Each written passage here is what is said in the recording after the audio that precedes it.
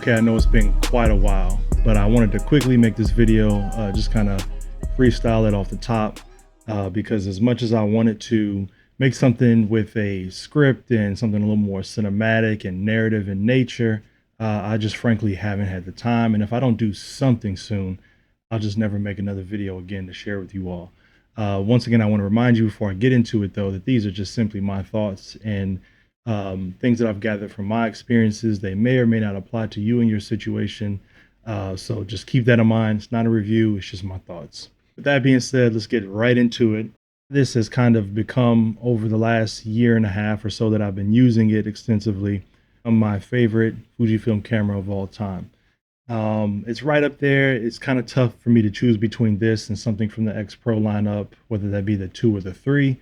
Nonetheless, I would try to summarize my thoughts into why I feel this way about this particular camera in a succinct way that hopefully is enjoyable to you all, with some samples to kind of back up or at least show what I've experienced while using this camera. So, that being said, number one, first thing I will get off the bat is, why did I even buy this camera? Why did I feel like I needed medium format? And I'm going to just dispel that right there. I don't think I needed anything. It's just one of these things where at the time when I bought this, I think I bought it in October of 2022, I want to say, 22 or 21, right before I was about to go shoot some photos for a wedding. Ended up purchasing this camera, and it was mostly because I just started to feel like there was a hype train coming on YouTube. In particular, there were a few YouTubers that I follow that started to make videos about this, kind of an ode to this camera, which I would love to do, by the way. Like I said, if I could do something more narrative for this, I would, and maybe I will one day, and just call it an ode to the Fujifilm GFX 50R. Anyways, I started to see some videos like that pop up, and I started to see or feel a little bit of deja vu when it came to what happened to the X100 series, and even to a lesser extent the X Pro series and the XE series. Cameras that at one point in time were available on the used market at reasonable prices. And then as soon as the X100 got super popular on social media, you started seeing them things get snatched up for double the price, or something similar to that across the board. XEs went up in price, used XEs. You can like use XE3s and XE2s started fetching way more than I thought they were worth. X Pro 2s skyrocketed, and X Pro 1s even crept up a little bit, whereas I was able to get one for $300 to $400. Then people started selling them and buying them for $700 or $600 plus dollars. So I started to feel like, as much as I had seen this camera in years before when they first released this years ago, much as I wanted to try it, I saw it kind of hit a point where, okay, you can get a used body for $1,900, $1,800 if you're lucky, less than $2,000 to be able to try a digital medium format camera with all the things that Fuji has to offer within that world, with their manual controls and their colors. And I thought this could go the way that the X100 and the X Pro series have gone for me, because I wanted to get my hands on it too. I've not been able to do that, X Pro 2. So anyways, and I thought, well, I better jump now. So I jumped on this used body here for either 18 or 1900 bucks.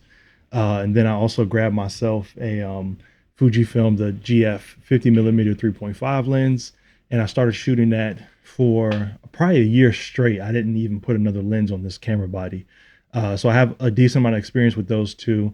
Although I will say it was rough in the beginning. I had to kind of force myself to try to use this combination. And I'm not exactly sure why that was, but I didn't find myself using it much. When I first got my hands on this, the first thing I noticed is just how different yet familiar it was from a handling perspective. And that's one reason why I really love it. Of course, as some of you know, I have really big hands. And so I usually have a hard time striking that balance between something that's lightweight and portable for my personal use, but also comfortable to use over longer periods of time and ergonomic. So this is one of those camera bodies that I actually don't necessarily need to add a grip to at all, although I do have a grip that I will use with longer, heavier lenses. And I don't need a thumb grip. I've never put a thumb grip on this at all, and I just don't see the need for it. And the camera button layout doesn't really lend itself to that anyways. So number one, yeah, just how thick they've made this camera, even though it's still that rangefinder style, how tall they've made it. My pinky actually has somewhere to go. That's huge for me. So ergonomically, just putting my hands on it the first time, it has a nice, what do you call that, protrusion for the somewhere for your thumb to rest, where the Q button and the other custom button are. And so all that combined with the grip on the front and just the thickness of the body has made it a lot easier for me to handle than typically I would find for other rangefinder style bodies, to include my Leica M8, my Fuji X Pro 1, X100s, X Pro 3s, anything of that nature, XE bodies. I usually find them where I have to add at least a thumb grip, if not a handle and a thumb grip. So that being said, this was one of the first ones that I did not have to do that for, so I really appreciate that. But then just the button layout, and this is where it becomes that thing I said, where it's very different but still familiar in a way, right? You still have some of the things that Fuji is known for. Your manual controls. You have a shutter speed dial. On the native lenses, you'll have aperture rings, typically speaking, and then you will have a another dial. It's not a front command dial, but it's a dial that goes around the shutter button, which is kind of unique in the camera world. You don't see that too often. This is the first camera I've used that had it, which is interesting because you can spin it like a front command dial. You can also grab it from the top and spin it like you do the shutter dial. So that was something that's interesting to me. And then one thing I do have to big up for the shutter dial, they put the right kind of locking mechanism. It's a toggle. It's not one that you have to press and hold. It's not one that only locks on one on the automatic function like it does on the X Pro 1. It's a toggle that you can use throughout any range on the shutter speed dial, which I really appreciate. All of them should be that way. No lock on the exposure compensation dial, but I don't find myself knocking that on accident ever really, so no biggie there. I would have preferred a regular front command dial because we could have got an extra function if it was push as well. But this is serviceable, and I do like that you can combine this with another function button to have different functions tied to it. So you can press it once to cycle through your f-stop, press it again to get to ISO, press it again to get to another third function if you want. Drawing back to what makes this thing familiar, you've got those manual controls, your shutter speed, your aperture on the lens, and then your exposure compensation, ISO if you want, on this other dial here. So everything from your exposure compensation and your exposure triangle is all available at your fingertips, which is just A1. It's something I wish every camera had available, so that you don't have to necessarily dive into or look at the screens too much in order to get your settings dialed in. So that's number one, familiar, right? But then what was unique or different for me was just the amount of customization that Fuji built into this body, especially at the time of release. This was kind of unheard of. You have 7 custom buttons on this camera. 6 of those 7 are unlabeled, completely unlabeled, so they can be whatever you want them to be, and you don't have to remember that the one that says this is that. The only one that is labeled is the drive button on the top, but you can change that to be whatever you want to be. So you have 3 custom buttons on the back, a fourth one, which I would say is the push command dial that pushes in. So you have 4 available on the back total, 2 on the top plate, and then another one on the front, making a total of 7 custom buttons on this, which is just amazing. You can set your aspect ratios there, your shutter type, to switch between mechanical and electronic if you want. You can set the 35 millimeter auto crop mode on and off. You can set it to switch through your film simulations, whatever you want to do. You have 7 different buttons that you can assign to that. I have the back command dial set to punch in to confirm focus when I use a lot of the manual focus lenses that I use on this camera. So that's the first thing that I really noticed when I first picked this up, and one reason why I kind of started to fall in love with it is just the handling of it.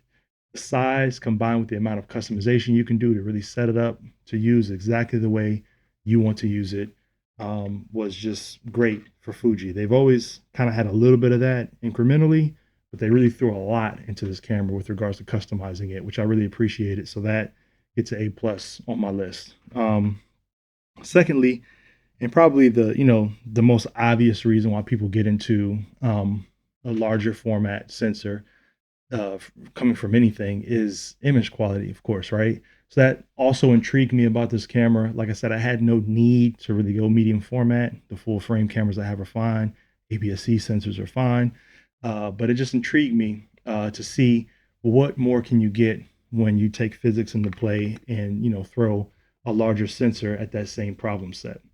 And I will say that in my experience, things have been, you do notice a difference. It is subtle in most cases, but you do notice a difference, right? If you're really paying attention and you're really looking, if these are things that you actually notice when you look at photographs.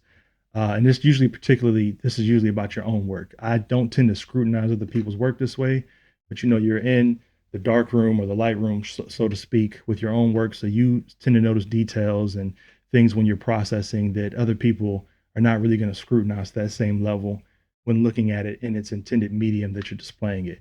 So it's not that big of a deal, but nonetheless, if you do like to have maximum creative control and things available to you from the color space, from the tonality of transitions from lights to darks, from your dynamic range, from just the resolution and detail, going to a larger format and a higher resolution than you're typically used to can give you those extra tools at your disposal.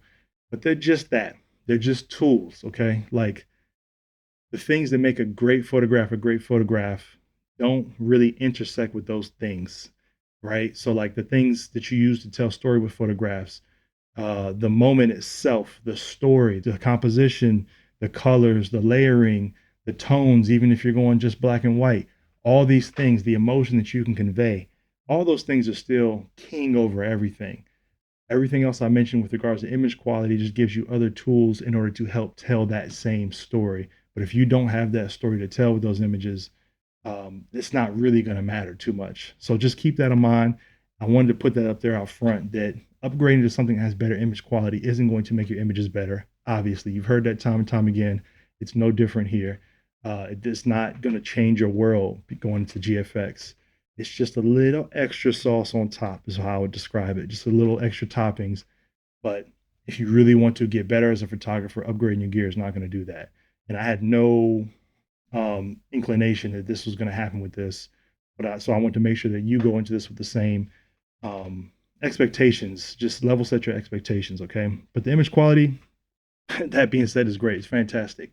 50 megapixels is the highest resolution camera that I've ever used personally, and I do notice a difference. It is, I wouldn't describe it as subtle. I wouldn't describe it as earth shattering either, but it is definitely there. There's more latitude to do certain things, right? As far as dynamic range on the sensor, as far as pushing and pulling things other ways, as far as the colors that you can start to like bring in and manipulate and get it exactly how you wanted it, right? Exactly how you saw it in your mind's eye, is is great. It's fantastic at that 50 megapixel resolution, which also gives you more options to crop and play with different aspect ratios, which is another big part of why I really like this camera. And I guess I'll go into that right now.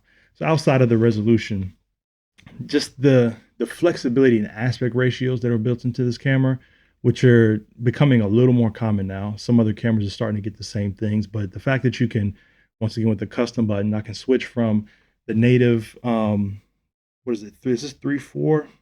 Yeah, the native 3:4 aspect ratio and switch that to like something more X-Pan, or switch that to 5:7, or any of these other aspect ratios that you're used to seeing from different formats altogether, other medium format cameras, right? Your Pentax 645s and things of that nature. Just being able to actually visualize that through the viewfinder and on the back LCD is kind of a game changer for me. I've definitely played a little bit with different aspect ratios before I got this camera, but it never really panned out the way I wanted to because I couldn't really visualize it beforehand the way you can here. And that to me, I can't stress how important that is, especially when you're first starting to get into play with other aspect ratios and formats, is being able to visualize it. Some people have that gift where they can do it without anything, without any aids. For me, I needed to see it. And this has introduced me to more challenges, right? Like that X-Pan that is ever so popular these days, the X-Pan format. What is it? I think it might be 6524. That is a really, in my opinion, a really hard format to shoot. You have to completely change how you approach the frame, how you tell your story when you have that much horizontal real estate to play with and not a whole lot of vertical real estate to play with. It's a lot harder to isolate subjects yet make the rest of the frame interesting enough when you're playing with that format. So it just really changes the way you approach photography, in my opinion. And so having something like that available in camera to me, I think is forcing me to grow in certain areas. And I'm noticing it even outside of that 6524 format. I'm noticing that even in the native 4:3 format that this offers, I'm approaching the photos differently than I normally would just because of the real estate I have. And I never really thought about how much different aspect ratios can change how you actually photograph things beforehand before I got this camera. And so just having those options available to you in camera, it's just been invaluable for me personally. So you have 4.3, you have your 3.2, which is your standard with your full frame camera and APS-C camera shoot in. 16:9, of course, most cameras do that. 1.1, most cameras do that. But then you also have a 5.4 and a 7.6 format. And 7.6 is very interesting to me as well. Not quite square, but approaching that. And I just think that it changes the way I approach a scene and look at it, like I said. So I won't belabor that point too much more, but I was surprised by how much just having that feature built into this camera and then having the resolution to back it up and not worry about how much quality am I losing by cropping to those formats, visualizing it and be able and making them usable. That to me has just made all the difference. And I think I'm still growing as a photographer because I have that at my disposal with this camera body. Um, yeah, so between that, the Fuji color science, which you all know is great, the high dynamic range, the resolution, the aspect ratios, all those things really come together to make this just something just so interesting to shoot. And it has forced me lately. I found myself like finding excuses for this to be the camera I use. I do have a lot of camera bodies. Luckily, I'm fortunate enough to have a lot of camera bodies that I have in my possession that I use for different use cases. Right, I have Ricoh GRs that are thrown in a pocket and taken wherever. I have Leica M8 that I will use when I'm kind of wanting to be in a film mindset. That rangefinder, that all mechanical feeling, just kind of couples me and grounds me to that feeling without having to actually shoot and pay to develop film. And then I have, my Sony bodies that I use for video like this one, or to shoot sports and all things like that, very fast moving subjects and whatnot, or just to shoot completely silently if the situation calls for it. So I have a lot of different cameras that I use for different situations, and I have found myself making excuses for this to be the one that I bring with me. For instance, I recently shot. I've been doing a lot of sports lately, and I've been doing a lot of sports portraiture.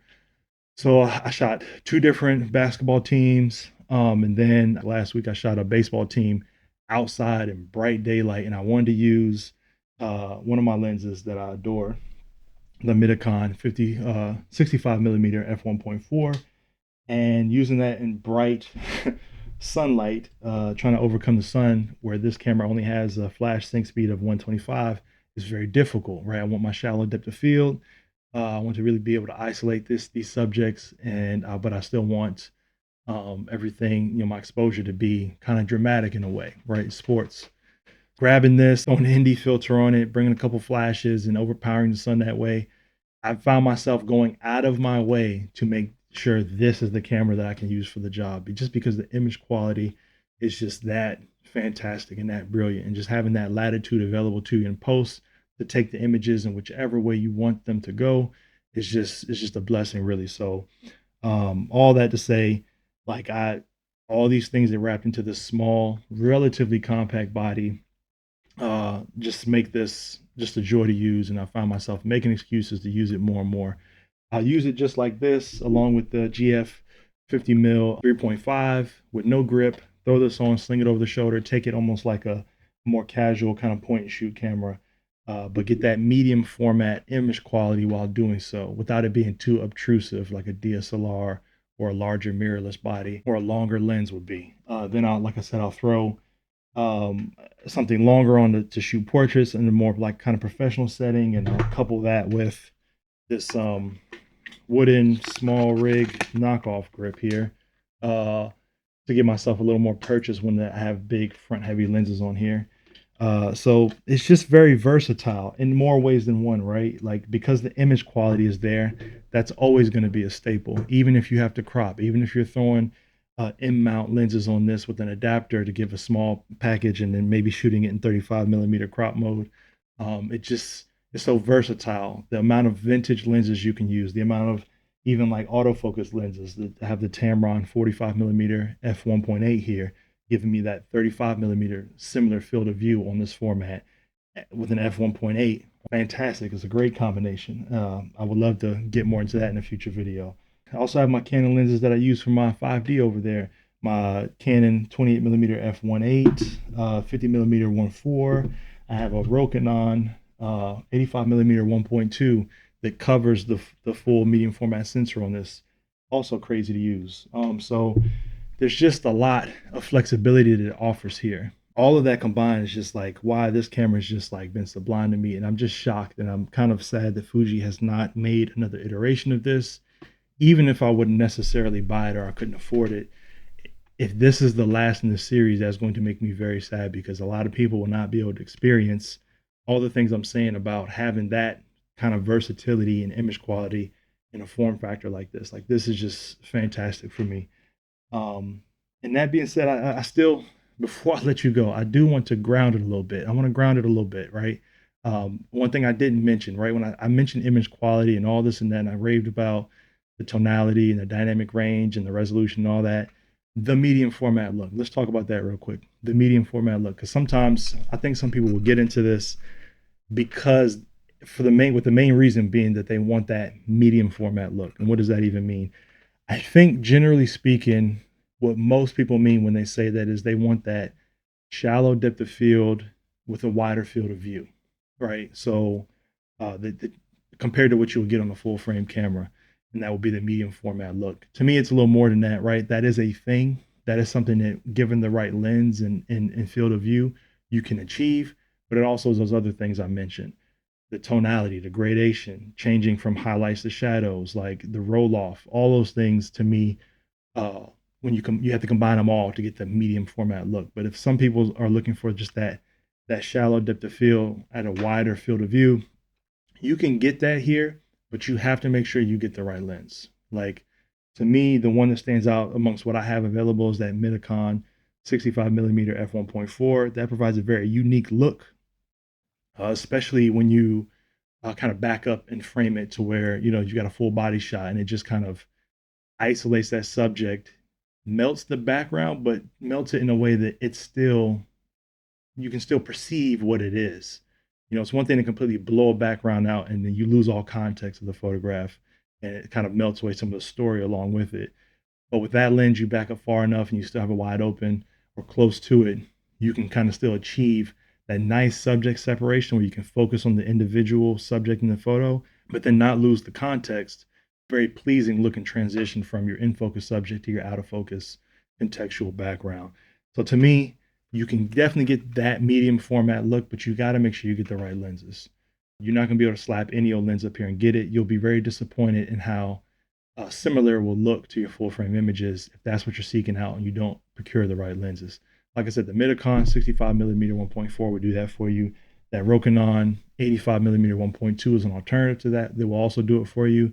On the Fuji side, I think, my personal opinion, the GF 110 f2 is fantastic. Like that lens has such a unique look for me, even though it's like clinically sharp and great from that perspective. Oftentimes I can tell that a picture was taken with that lens. So it definitely has character in its own way, if you will. The 85 millimeter, from what I hear, is great too.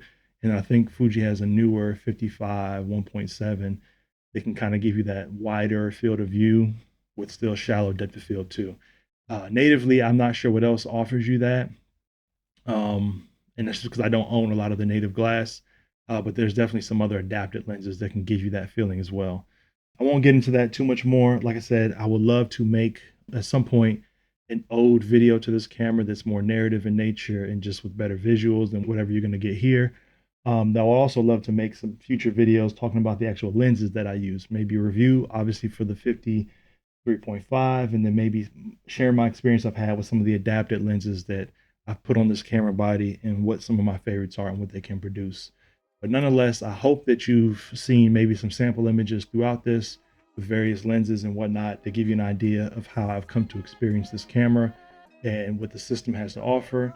And hopefully I can get back to you guys soon with some more content if I have time to kind of document, share, and record my thoughts in this medium. But until then, thanks for watching. Peace.